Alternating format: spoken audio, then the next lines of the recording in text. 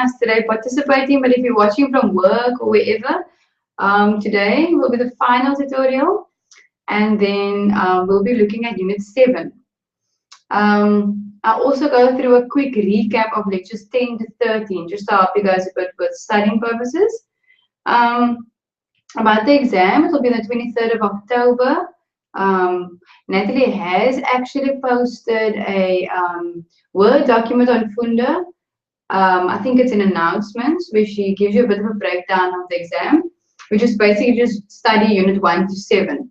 All 13 lectures are in those 7 units. So don't worry, there's no missing lectures. It's just Unit 1 to 7. There's nothing after 7. There's no 8 or 9. It's just those 1 to 7. And then she's also written in there to leave out intelligence, since you guys did cover that in your assignments. Okay, so I'll be using a slide presentation. You guys at home, at work, can just follow.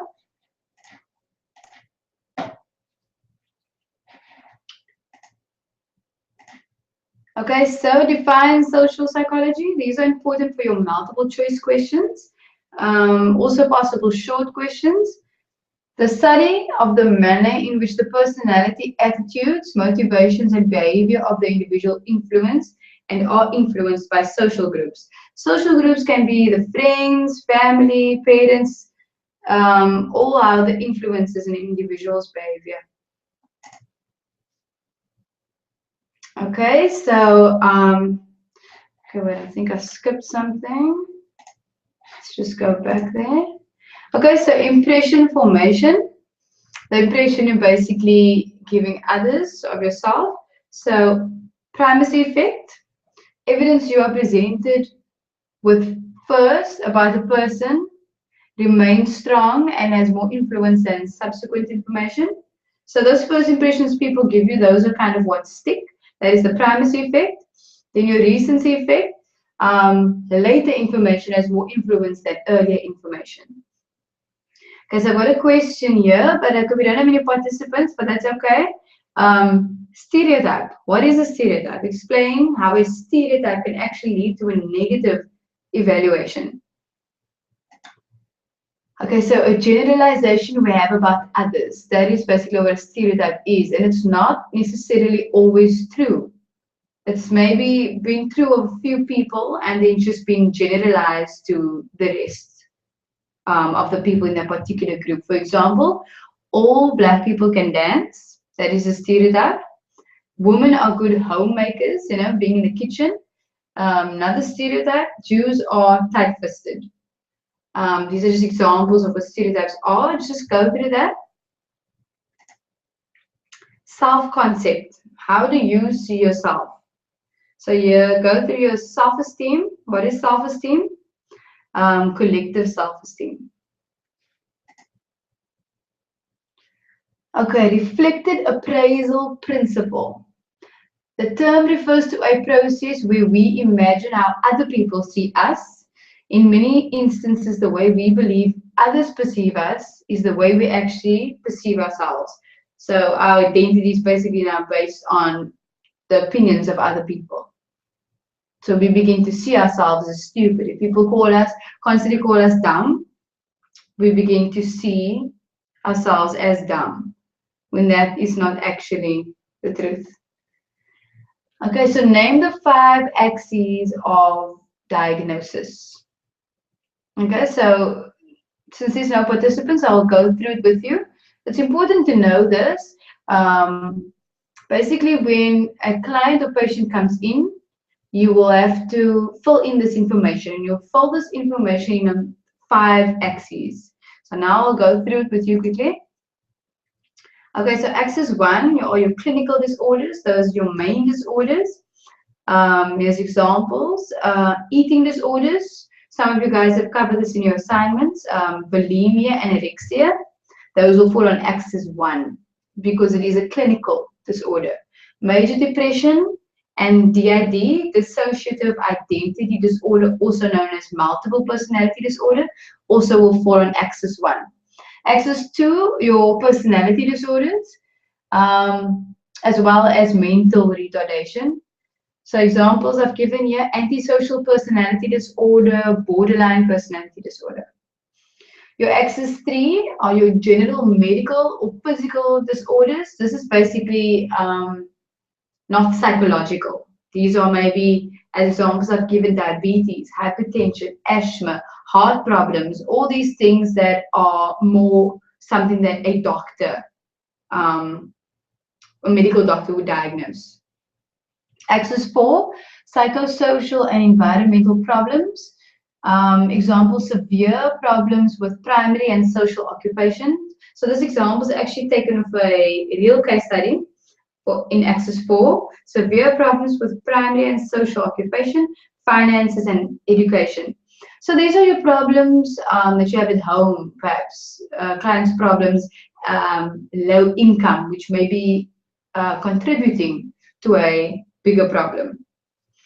Your Axis 5, Global Assessment of Functioning Scale, otherwise known as GAF. Here you will actually go and rate your clients. The severity of their symptoms, the severity of the disorder will be rated. You will actually have to, I'm going to show you now, code it. So you've got your more severe at the bottom from 1 to 10. An example, persistent danger of harming self or others, or persistent inability to maintain personal hygiene, or person has made a serious attempt at suicide. So that's your more severe ratings. Then your moderate symptoms, which is between 51 and 60. So between that, you will choose and you will code according to what you think the severity is after reading the information. Moderate symptoms or moderate difficulty in one of the following: social, occupational, or school functioning. Your more normal patient, normal in the sense of not high severity of psychological problems, person has no problems or has superior functioning in several areas, or is admired and sought after by others due to positive qualities. So these 5 axes will come up first year, second year, third year. You will always be dealing with these 5 axes. So it's a good thing to know now already. Okay, so mattiform disorders. Know this as well for the exam. Physical complaints or disabilities that suggest a medical problem but have no biological cause and are not produced voluntarily by the person. An example of this is where a client or patient would come in, complain about pain in certain areas, maybe pain in the chest, pain in the stomach or in the leg, and they might be actually experiencing these symptoms of pain, and they're not making it up. They are really feeling these symptoms, but when they actually go to a doctor, no, none of these medical problems actually come up. So it's more a psychological thing in the mind, but they are actually experiencing the pain of it. Okay, so dissociative identity disorder, also known as multiple personality disorder. I'm sure you guys have seen in movies many times how movies portray a person with different personalities. So this is your dissociative identity disorder. Don't confuse this with schizophrenia. Often schizophrenia is seen as having multiple personalities, but this is actually DID. Okay, so 2 or more separate identities coexist within the same person. So this is not just 2 different people. It can be a range of different personalities. These separate identities have vast and sometimes unexplainable differences than that of the host, such as being left or right-handed, physiological conditions, and even allergies. So basically the root of this is trauma. And the trauma is separated into these personalities because it's too much for the mind of this person. It's too much to bear. So different personalities will actually take on different, the trauma will go into these different personalities. And what they're saying here is that the personalities can be so different. The one can be completely violent, aggressive, The other one may be passive. The one may be left-handed, whereas the other one is actually right-handed. So these personalities are completely different to each other and used for dealing with different things. So these different personalities come out at different times when the mind maybe doesn't feel like dealing with it with this personality, and another personality who's better suited will actually deal. Okay, so schizophrenia. There are 4 types of schizophrenia. This is very important to know. Know the different kinds and know what they entail. I would have liked to have maybe a discussion on it, but we don't have any participants at the moment, but I will go through it with you. So your paranoid schizophrenia.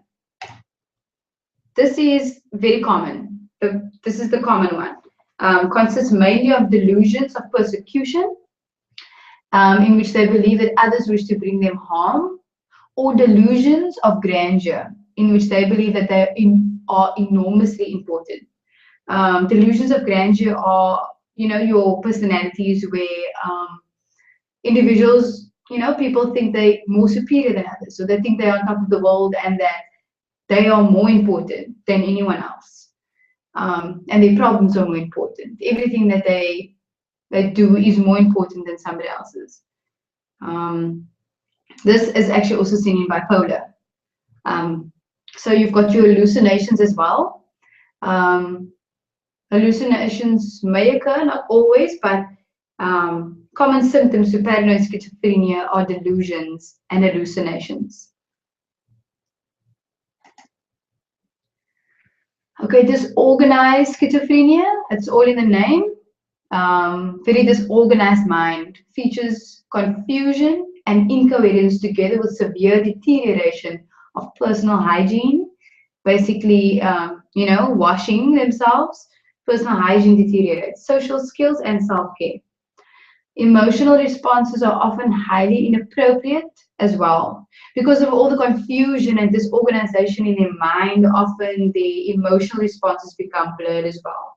So I've given an example here, laughing at a funeral, which is highly inappropriate emotional response. Catatonic schizophrenia, which I find quite interesting. Motor disturbances ranging from muscular rigidity to random repetitive movements. They may remain in a stupor-like, so it's a catatonic state basically, for hours and exhibit waxy flexibility. So as you see the picture over there, catatonic patients actually are able to hold that position for hours, if not days. It's seen as actually very dangerous because when they come out of this catatonic state, they could actually be quite violent. So those are the 2 states that they're kind of alternating between. Undifferentiated schizophrenia. This category is assigned to those who exhibit some of the characteristics of the other 3 types, but do not have enough symptoms to be diagnosed in either of those subtypes. So basically, the individual doesn't meet all the criteria to be deemed to be diagnosed as paranoid schizophrenic, but they do have a little bit of each. Then they would be basically put under the diagnosis of undifferentiated schizophrenia. Okay, so we've got 2 classes of symptoms for schizophrenia. We've got your negative and positive symptoms. Positive symptoms, these include delusions, hallucinations, disordered speech, and thinking. Your negative symptoms will include a lack of emotional expression, loss of motivation, and absence of speech. Here you've got your 3 mood disorders. We've got major depression, dysthymia, and bipolar disorder, which all contain a root of depression. So major depression, one of the most common disorders. Major depression involves an intense depressed state that renders one unable to function normally in life, basically affecting work and affecting their life in general. Then the normal things that they would usually do will be affected. Dysthymia, a less intense form of depression than major depression. However, it may be more chronic and long-lasting. So dysthymia is not as intense as major depression, but may last longer than major depression if treated. Bipolar disorder. With this disorder, the patient will fluctuate between periods of mania, which is a highly excited mood and behavior, and very low periods of depression, often without any reason or warning. So that's where you have your mania and hypomania. In the one state, you'll be highly aggressive and could even be violent. And the next state will be more of a depressed, passive state. This is often confused with schizophrenia or even dissociative identity disorder, also known as multiple personality disorder. Just make sure that you understand the key differences between all these disorders. Okay, so lastly, these are two possible long questions. The psychodynamic perspective. Describe how the structures of the personality interact with one another. Freud is a very popular long question. So not only this question that is posed here, but just study Freud in general as a long question, because this tends to come up quite often. Rogers as well, humanistic perspective, go through that as a long question, because that often comes up, and often those are compared to each other, compare those two. And what are the differences? And just go through that for your long questions. I mean, these are not the only ones, but just make sure that you do cover those ones. Okay, so that is all. That is all for today. Good luck with your exam. I've sent out everyone's assignment marks. So if you haven't received your assignment, please pop me an email. It was my pleasure tutoring you guys, even though I haven't seen most of you because you guys are working. I've been marking your assignments and been seeing improvements in that. And all the best for the exams. Once again, what you put in, you're going to get out. So really just work hard, and then you'll be able to relax after that again. Hopefully, I'll see all of you guys in the new year if you're continuing with the second year. And otherwise, good luck with exams. Bye.